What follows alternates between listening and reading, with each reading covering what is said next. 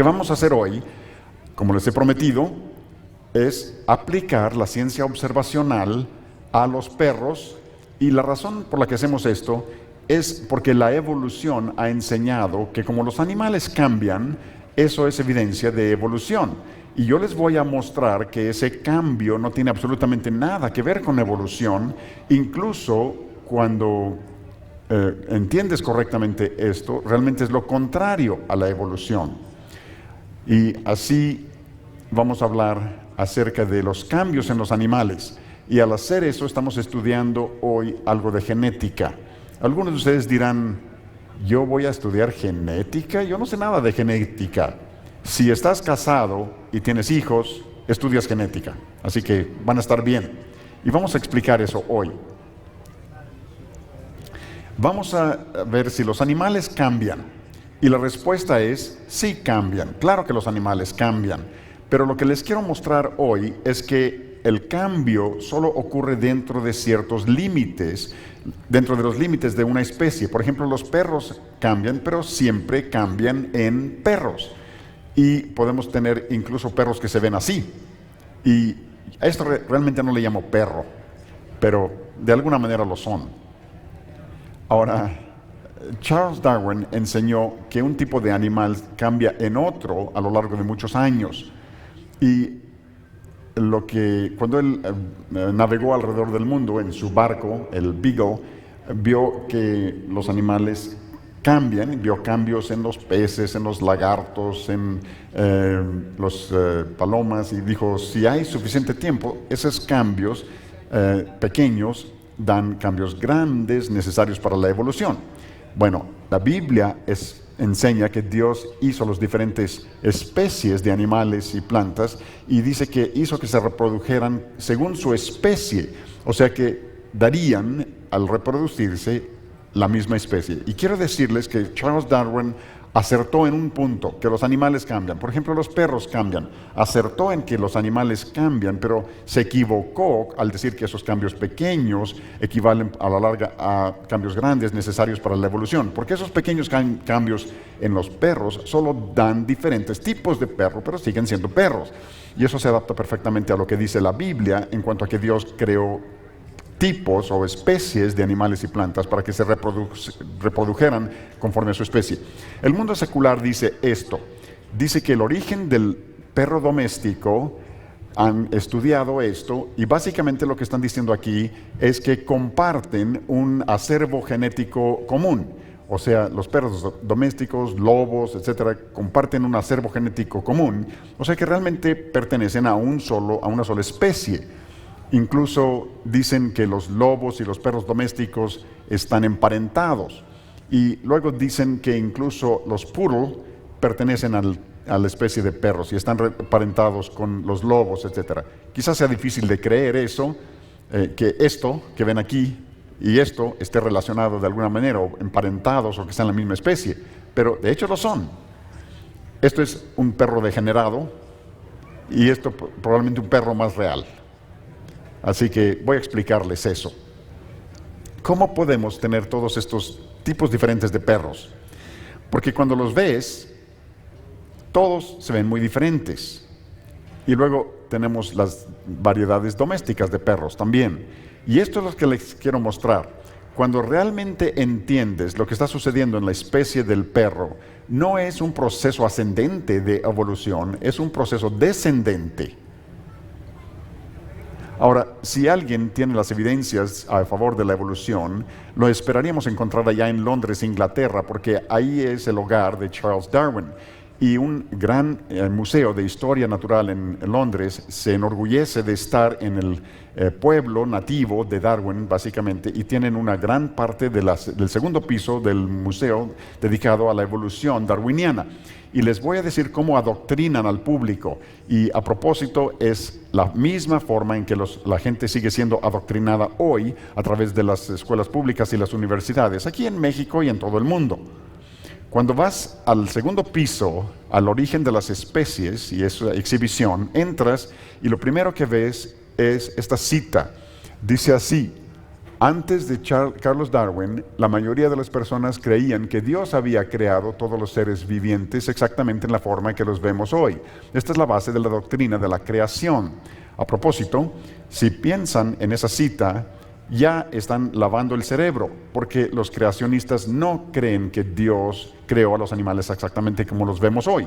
Por ejemplo, Dios no creó al poodle porque están llenos de errores los poodles, como todas las variedades domésticas de perros. Y los poodle han surgido con el paso del tiempo como una clase particular de perros. Hubo 2 perros en el arca de Noé. Así que Dios no hizo los animales como los vemos hoy, hizo las especies originales. Pero lo que están tratando de hacer aquí, porque si ven lo que sigue, dice así: el trabajo de Darwin apoya la idea de que todos los seres vivientes han adquirido las formas que actualmente vemos a través de un proceso de cambio a lo largo de mucho tiempo. Esto es lo que significa evolución. Aquí están preparando a la persona y recuerden, esto es lo que hacen en televisión, es lo que hacen en las escuelas públicas, en las universidades, en los países alrededor del mundo. Están diciendo, los creacionistas no creen que los animales cambien porque creen que Dios creó las especies y nosotros vemos cambios. Así que como los animales cambian, la verdad es la evolución, no la creación. Y lo que quiero es que ustedes entiendan es que los creacionistas sí creemos que los animales cambian, y no contradice la Biblia, porque las especies siempre cambian dentro de la misma especie, perros en perros, gatos en gatos. Y lo que están tratando de decir aquí, que cualquier tipo de cambio es evolución, y ese no es la verdad en el sentido de molécula a hombre. Estas son las mejores evidencias que tienen a favor de la evolución. Así adoctrinan, recorres la exhibición y dicen, mira, ¿ves estos perros? Cambian. Y dices, los perros cambian.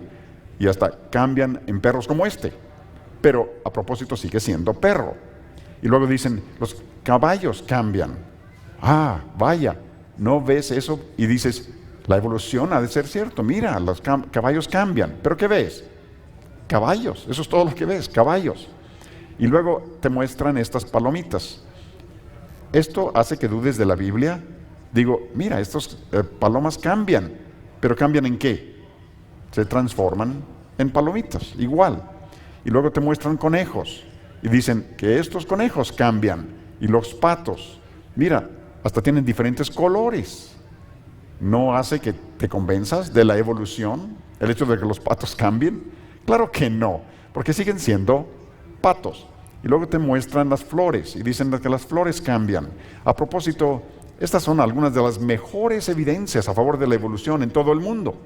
Qué poderosa evidencia, ¿no? Claro que no. Y este es de los más poderosos ahí en el Museo de Historia Natural. Y luego llegan estos animales y dicen, lean esto. Esto pudiera hacer que algunos de ustedes duden de la Biblia. Dice que cuando cruzan comadrejas entre sí, producen más comadrejas iguales a ellas. ¿Eso no te hace dudar de la Biblia? Pues, y a propósito, hasta tienen un diagrama para ayudarte a entenderlo. Ahí está. Recuerdo haber recorrido estas exhibiciones con mi esposa y me dijo, yo no vi ninguna evidencia a favor de la evolución. ¿Podríamos dar una segunda vuelta? Le dije, sí, vamos a dar la segunda vuelta. Vimos los perros otra vez, los caballos otra vez, las palomas, los conejos, los patos, las flores, los comadrejas. Los vimos durante mucho tiempo, pero no encontramos ninguna evidencia a favor de la evolución. Pero sí ves evidencias de cambios, pero no cambios que hacen que una especie se transforme en otra. Algunos me dicen, está bien, pero ¿cómo vienen pues todos esos tipos diferentes de perros? Los lobos, los coyotes, los perros. ¿Cómo vienen esos diferentes tipos de perro? Les voy a explicar eso. No sabemos cuántos perros hizo Dios originalmente, pero vamos a suponer que hizo 2 perros y se casaron y tuvieron hijos, y esos se casaron y tuvieron hijos, y esos se casaron y tuvieron hijos, y así sucesivamente, y con el tiempo tenemos muchos perros. Ahora, les dije que la genética era muy complicada. No es tan complicada en realidad. Ustedes saben que tienes un conjunto de genes de tu padre y otro conjunto de tu madre, se unen y te hacen a ti.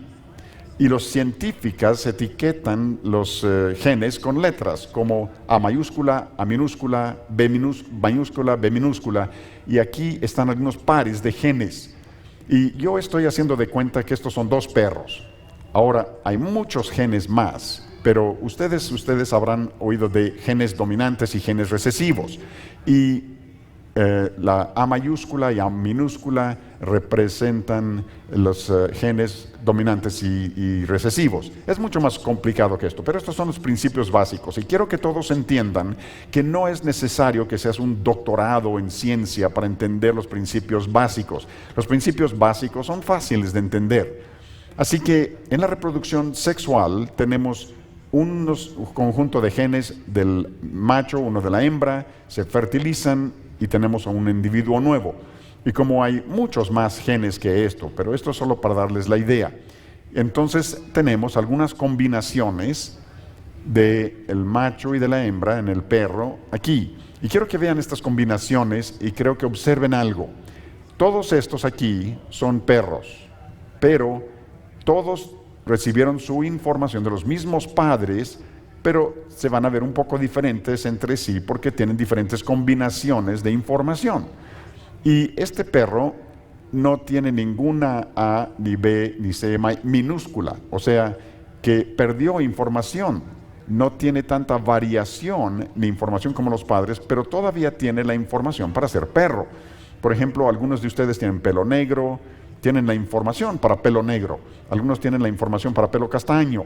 Varios de ustedes parece que ni siquiera tienen información para pelo, pero sí lo tienen.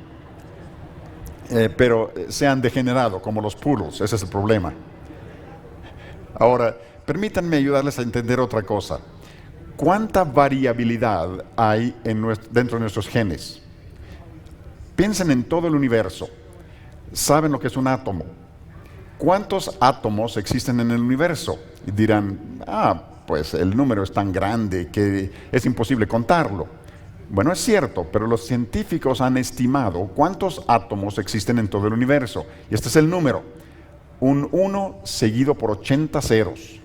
Ahora, quizá han oído de un electrón. ¿Saben cuántos electrones hay en todo el universo? Los científicos, esta cantidad de electrones en todo el universo. Saben el tamaño de un electrón, qué pequeño es. Este es un número muy grande, ni siquiera podemos imaginar este número tan grande. Déjenme ayudarles a entender cuánta información hay en nuestros genes. Los científicos seculares han estimado que si tomares un hombre y una mujer de este auditorio, ¿sabes cuántos hijos potencialmente podrían tener sin que hubiera 2 con la misma combinación de información? Bueno, les voy a dar la respuesta. Esta cantidad. Ahora, yo sé que hay personas aquí que tienen 9 hijos, 8 hijos, una docena y creen que tienen una familia grande. No es muy grande, no comparado con esto. Ahora, esta es una familia de veras.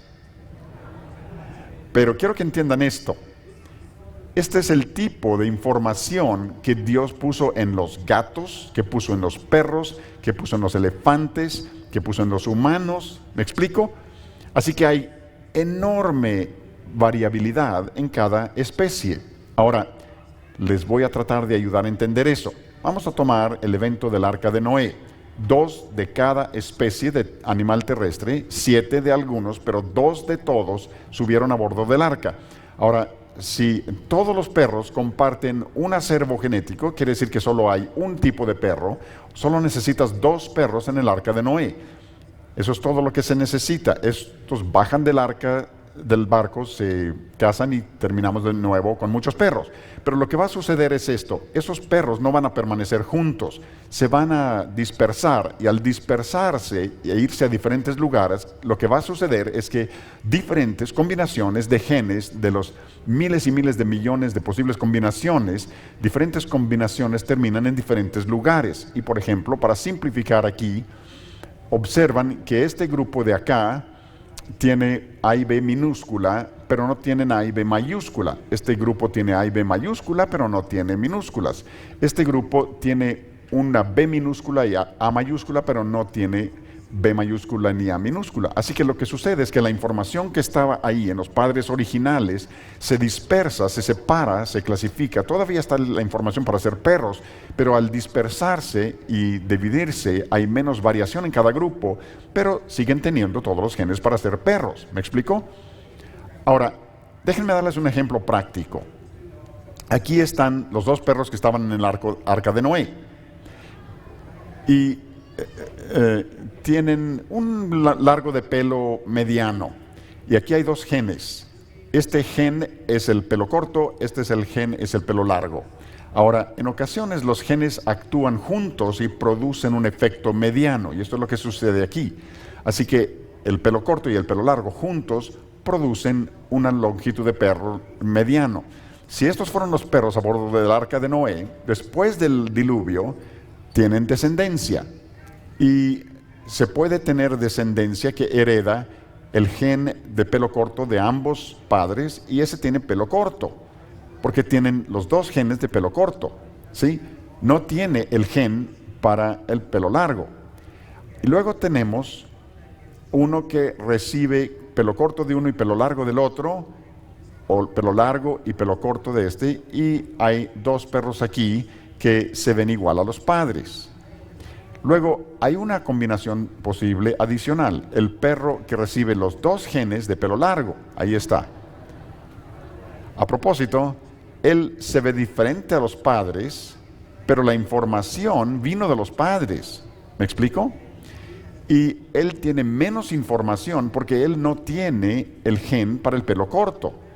Ahora imaginen esto, imaginen que todos estos perros murieron, se desaparecieron de la población. Por ejemplo, se fueron a un clima frío y los que tenían pelo corto o pelo mediano no sobreviven muy bien en el frío, solo los que tienen pelo largo sobreviven. Así que con el tiempo nos quedamos únicamente con perros de pelo largo. Pues los de pelo largo, cuando tienen descendencia, van a producir únicamente perros de pelo largo, porque no tienen el gen para el pelo corto.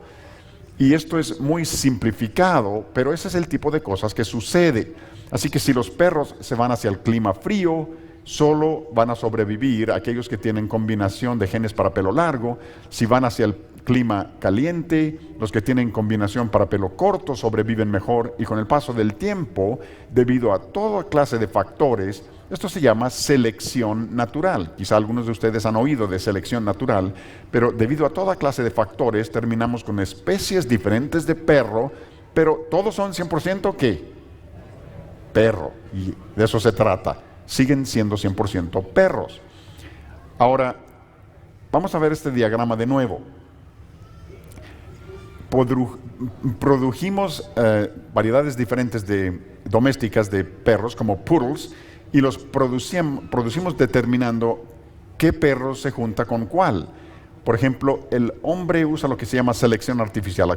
Así que decimos, este perro aquí tiene una nariz más corta que todos los demás perros de la misma camada, y este perro tiene una nariz más corta. Vamos a juntarlos para juntar todos los genes de nariz corta. Cuando determinamos qué perro se junta con cuál, podemos producir diferentes tipos de perro. Lo que llamamos un perro de raza pura, como el poodle, dicen que el poodle es raza pura, es más bien esto. El poodle es más como A minúscula, B minúscula, B minúscula, C minúscula, C minúscula. Ahora piensen en esto. Si cruzas este perro con otro idéntico, ¿qué vas a tener? Exactamente lo mismo, porque no hay variación ahí. Entonces, cuando crías poodles con poodles, ¿qué te da? Tristemente, poodles. Ahora, esto es más como un lobo. Este es más como el perro original. Cuando cruzas estos, tienes todo este tipo de variación. Pero cuando eliminas la variación y produces únicamente los de raza pura, no puedes tomar dos de raza pura y volver a crear un lobo. Así que analicen esto para ver si lo entienden. Si empiezas con un lobo, teóricamente, si tuvieras toda la combinación adecuada y mutaciones de nuevo, teóricamente podrías producir poodles. Pero si empiezas con poodles solos, nunca puedes volver a un lobo, porque el poodle has eliminado mucha de la variación. Así que con el paso del tiempo, así obtenemos estos diferentes tipos de perros mutantes y todas estas variedades domésticas de perros. Así que el perro original se veía más como este, y con el tiempo tenemos esto. Pero ahora pueden entender que lo que sucedió es que es un proceso decadente, es un proceso descendiente, porque en realidad hemos eliminado variabilidad que estaba presente en el original para producir estas de raza pura. Mi esposa tiene uno de estos perros de raza pura, y solo para mostrarles que no los aborrezco, ahí estoy con nuestro perrito de raza pura. Se ve muy simpático, es un parecido al poodle, pero como es raza pura y tiene toda clase de mutaciones, es que nuestros perros domésticos como este nunca se formarían por sí solos, porque tienen mutaciones que les causan problemas. Y por eso les tienes que dar tabletas cada mes y los tienes que llevar con el veterinario y les tienes que dar alimento especial. Y este perrito aquí ha tenido que ser operado y es una hembra. Bueno, más bien es neutro, pero ha tenido toda clase de operaciones y les tenemos que dar alimento especial porque es mutante como un poodle y se le tiene que cortar el pelo cada mes. No sobreviviría en el desierto porque ha tenido un error que hace que su pelo crezca. Se imaginen un perro con 10 metros de pelo corriendo entre el bosque para huir de un depredador. No sobreviviría muy bien. Pero lo que me irrita a mí es que los vecinos tienen perros que son mezcla de todos los perros del barrio, si es que me entienden. Y esos pueden comer basura del piso o los puedes atropellar con un camión y se levantan y te saludan y se van. Y nuestro perro, si no le das la comida que necesita, se enferma y lo tienes que llevar con el médico. Así que los perros que son mezcla de todos los genes originales, esos son los mejores, esos son los más fuertes y sobreviven mejor. Pero eso nos ayuda a entender lo que está sucediendo aquí. Me gusta expresarlo así. Aquí estoy yo con un frasco de gomitas. Eso representa toda la información original en el perro original. Ahora, con el paso del tiempo, lo que sucede es que podemos tener cada vez menos y menos información. Todavía están los genes para ser perro, pero hay menos y menos información hasta que llegas al punto donde ya no tienes información. No me gustan los gatos tampoco, pero siguen siendo perros y siguen siendo gatos. ¿Me explico? Ahora, piensen en esto. Para que la evolución sea cierta, necesitas empezar con materia y tienes que producir información, ADN, y con el paso de millones de años tienes que seguir produciendo nueva información para producir nuevas características, para cambiar una especie en otra especie con características nuevas. Y eso es lo que no vemos. Lo único que vemos en operación en el reino biológico, lo único que vemos es pérdida de información.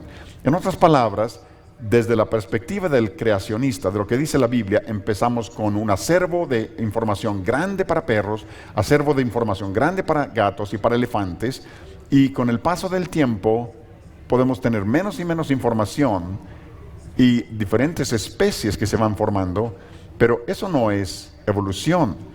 Evolución enseña que se empieza sin información y con el paso del tiempo tenemos cada vez más acervos de información, que es exactamente lo contrario de lo que vemos cuando estudiamos la biología.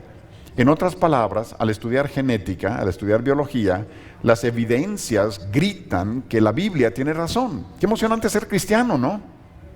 Sí que es emocionante ser cristiano. ¿Quién ha oído de mutaciones? Levanten la mano si han oído de mutaciones. Si han oído de poodles, han oído de mutaciones, como quiera. Pero en las escuelas públicas y las universidades se les enseña a los alumnos que esos cambios que ven, si vas agregando mutaciones, las mutaciones ayudan a producir nueva información y eso es lo que produce la información para la evolución. Yo quiero mostrarles que eso tampoco es cierto.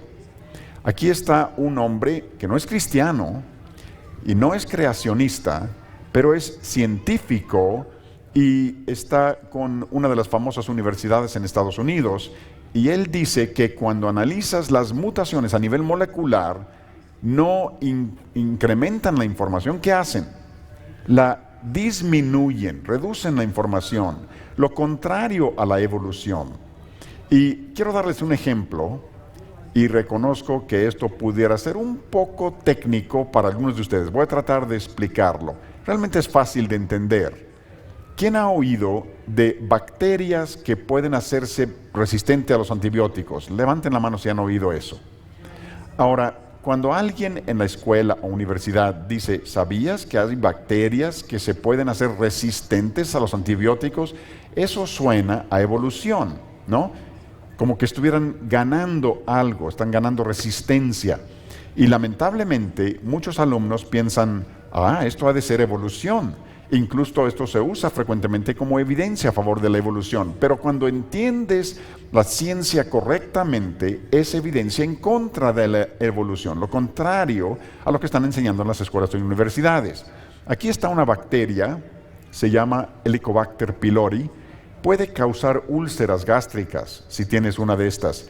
Y el tratamiento que te dan los médicos si tienes una infección con estas bacterias es que te dan un antibiótico. Ahora, el antibiótico es realmente una sustancia química y lo absorbe la bacteria a través de sus paredes. Y lo que sucede es lo siguiente. Dentro de esa bacteria hay toda clase de sustancias químicas que permiten que esa bacteria viva. Y una de esas sustancias, cuando entra en contacto con el antibiótico, lo convierte en venenos y los venenos entonces destruyen el ADN, la información genética de la bacteria y lo mata. Y así funciona. Ahora, en ocasiones lo que puede suceder es que ocurre una mutación y la mutación hace que parte del ADN, que es la información para esa sustancia química, voy a explicar. Cada aspecto de tu cuerpo hay un patrón de cómo hacerte a ti y todas las sustancias químicas en el ADN. Y en el ADN de la bacteria hay un código que dice haz esta sustancia. Si este código se daña o se trastorna y no puede hacer esa sustancia química que interactuaba con el antibiótico, en ocasiones el mutante puede impedir que la bacteria pueda producir esa sustancia, no pueden desglosar o desintegrar el antibiótico para formar venenos, se vuelve resistente a los antibióticos y tiene descendencia con la misma mutación, y esa es una de las maneras en las que las bacterias se pueden hacer resistentes a los antibióticos, pero no es evolución. Se dan cuenta de que es lo contrario a la evolución, y la razón por la que es lo contrario es que has perdido información, tienes información mutante de tal manera que no puede hacer algo y por eso se volvió resistente. Y cuando hablan acerca de esos bichos que causan problemas y les llaman superbichos, no son superbichos o superbacterias, realmente son más débiles que las originales. Y por eso en ocasiones en los hospitales se pueden contagiar estas infecciones terribles, y la razón es que usan toda clase de cosas como antibióticos y antisépticos para eliminar las bacterias, y solo las mutantes sobreviven. Así que realmente no son las más fuertes, simplemente da la casualidad que pueden sobrevivir porque son resistentes a ese anticuerpo o lo que sea. Y si sales del hospital y vas al ambiente normal, las mutantes tienden a desaparecer y las originales tienden a restablecerse. Y eso se debe a que las originales son más fuertes.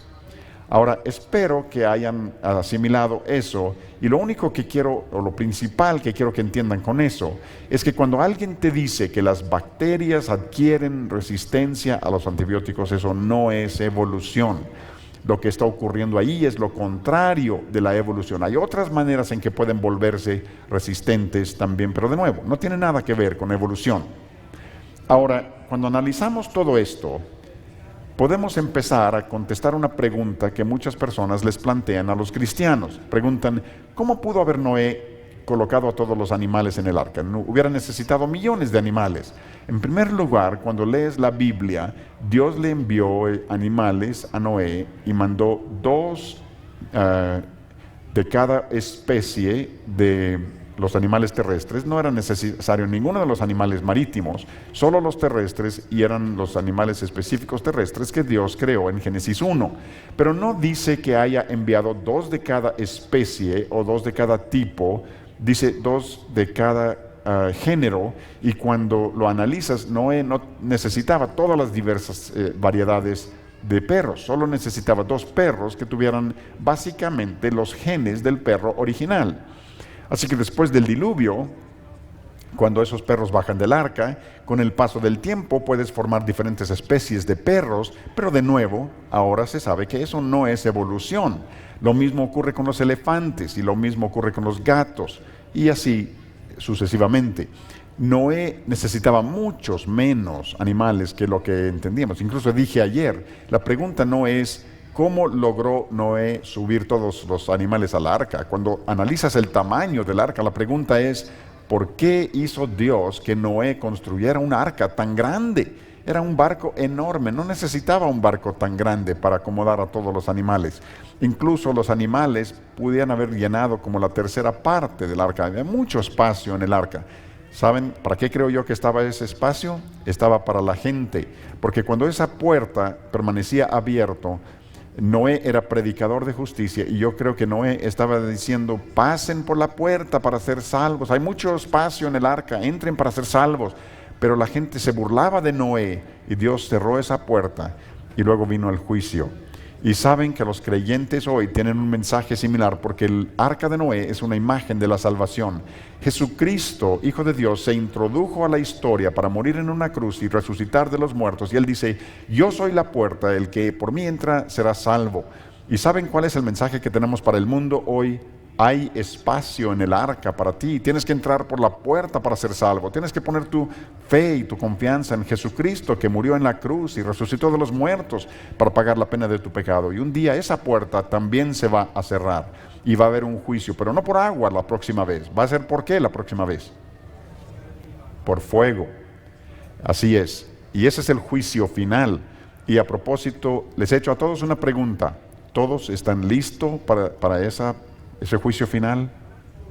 Ahora quiero hablar de una cosa más, y es la siguiente. La gente me dice con frecuencia, vienen los jóvenes y dicen, señor Ham, tú estás diciendo que cuando entiendes genética, eso de hecho apoya la Biblia y va en contra de la evolución. Así es. ¿Y vas a hacer lo mismo con grupos étnicos aquí hoy? Sí. ¿Y lo mismo con dinosaurios? Así es. Pero si estás diciendo que es tan obvio que la evolución no es cierta, y estás diciendo que es tan obvio que la verdadera ciencia observacional confirma la Biblia, entonces ¿por qué la mayoría de los científicos no lo creen? Seguramente lo creerían si tienen las pruebas enfrente de ellos. ¿Saben lo que dice la Biblia? Aquí está un pasaje de la Biblia. En 2 de Pedro 3 leemos esto. Respecto a las personas que rechazan la creación y rechazan el diluvio del tiempo de Noé, dice la Biblia que ignoran voluntariamente, deliberadamente deciden ignorar o no creer. Quizá les resulte difícil creer eso o entender eso, pero la Biblia dice esto en Jeremías: el corazón del hombre es engañoso más que todas las cosas y terriblemente maligno. No hay justo ni siquiera uno, no hay nadie que busque a Dios. Todos han pecado y están destituidos de la gloria de Dios. Todos somos pecadores en rebeldía contra Dios. No queremos la verdad. Así que este es el asunto. La gente no quiere saber, no quiere conocer la verdad.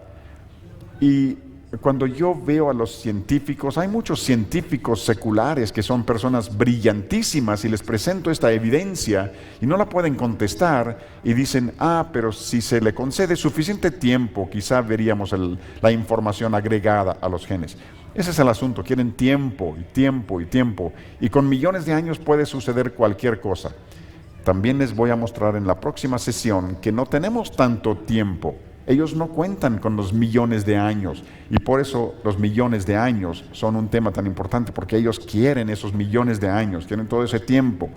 Y amigos, hay que entender que aunque una persona sea científico brillante, sigue siendo pecador, prejuiciado contra Dios y no quiere conocer la verdad.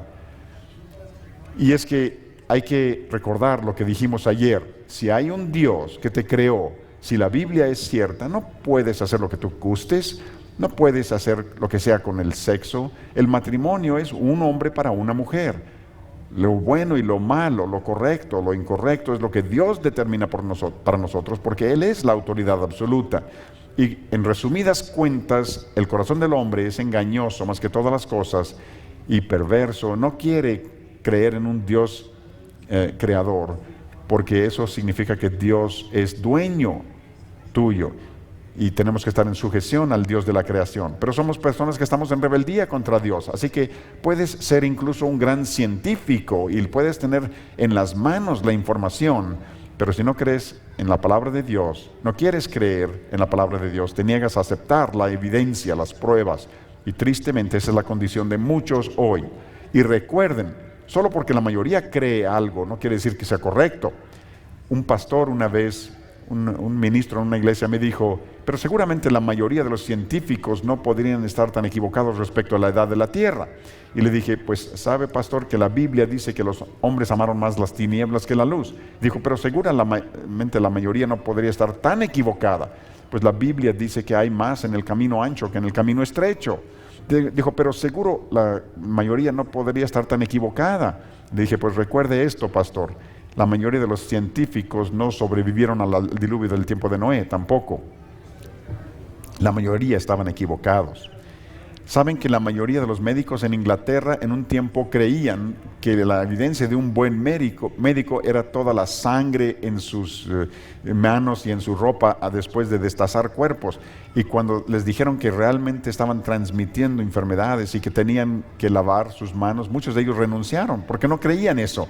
Y hoy nos horrorizamos ante lo que ellos hacían, y con razón, que cuando la gente iba al hospital básicamente iban a morir, porque estaban transmitiendo enfermedades y no sabían acerca de bacterias y las infecciones que estaban ocasionando.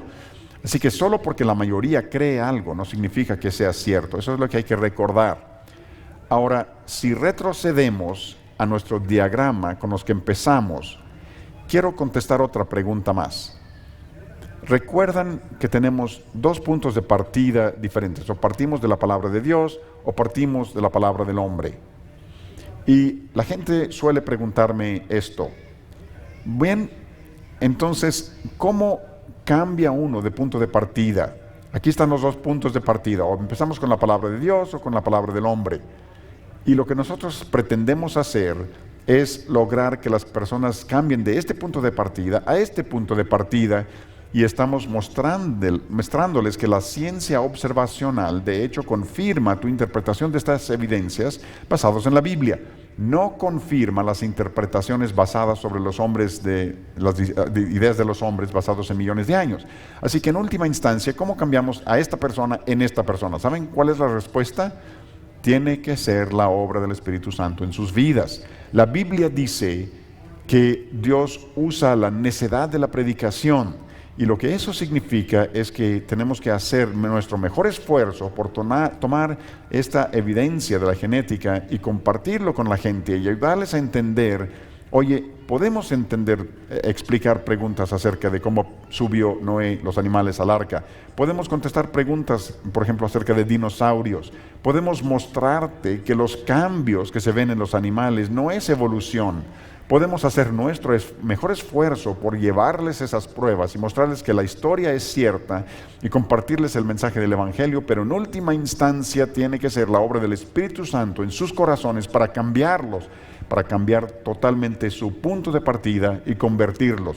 Porque recuerden, estamos muertos en delitos y pecados. Y la Biblia dice que Lázaro estaba muerto. y es la misma palabra que se usa. Estamos muertos en delitos y pecados. Lázaro no podía levantarse a sí mismo de entre los muertos, pero Jesús le dijo, Lázaro, ven fuera, y Lázaro obedeció y salió.